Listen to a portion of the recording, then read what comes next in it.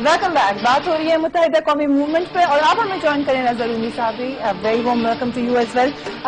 وقفے سے پہلے جو بات ہو رہی تھی وہ یہ کہ جو چیزیں اسٹیبلش ہو چکی ہیں یا جو چیزیں ہمیں نظر آ رہی ہیں، مثلا اس خط کے بارے میں بی بی سی کہتی ہے کہ وہ اس کو اوتھینٹیکیٹ کرتے ہیں.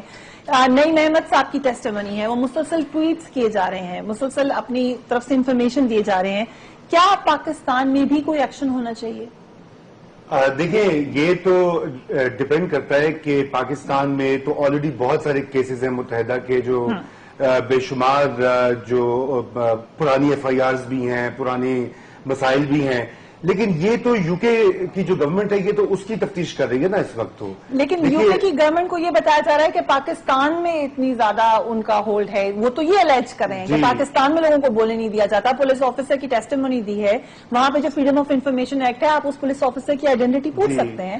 تو کیا ہمیں نہیں پوچھنا چاہیے کہ ہمارے اداروں کے اوپر کون اتنا پریشر ڈال رہا ہے یا الزام کیوں لگایا جا رہا ہے؟ نہیں، بالکل پوچھنا چاہیے، یہ تو اور پوچھنا ہمارا فرض بھی ہے.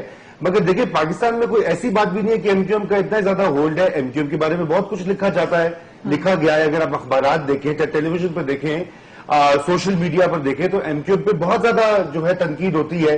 اب میرے خیال سے ایک بیلنس کی ضرورت ہے. اس کی وجہ یہ ہے کہ ایم کیو ایم ایک ایسی پارٹی ہے جس کا کہ اسٹیبلشمنٹ کے ساتھ لو ہیٹ کا ایک وہ رہا ہے تعلق.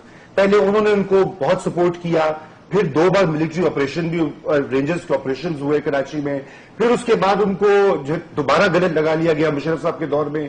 تو یہ ہمیں بھی اپنے دیکھا کہ ہماری ریاست کی پالیسی کیا ہے، کہ ہماری ریاست جو ہے اس کی ایک کلیئر واضح پالیسی نہیں ہے. کبھی تو ان کو 10 سال اقتدار میں رکھتے ہیں اور ان کو مکمل سپورٹ کیا جاتا ہے، تحفظ کیا جاتا ہے، ان کے کیسز بھی معاف ہو جاتے ہیں. اب دیکھیں ان کے گورنر جو ہیں بھی سندھ میں، وہ 11 سال سے تقریباً انہوں نے ایک ریکارڈ قائم کر دیا ہے. آخر وہ بھی تو ریاست کے نمائندہ ہوتے ہیں نا گورنر. تو سوال یہ ہے کہ یہ صرف ایم کیو ایم ہی پر کیوں سپاٹ لائٹ ہے؟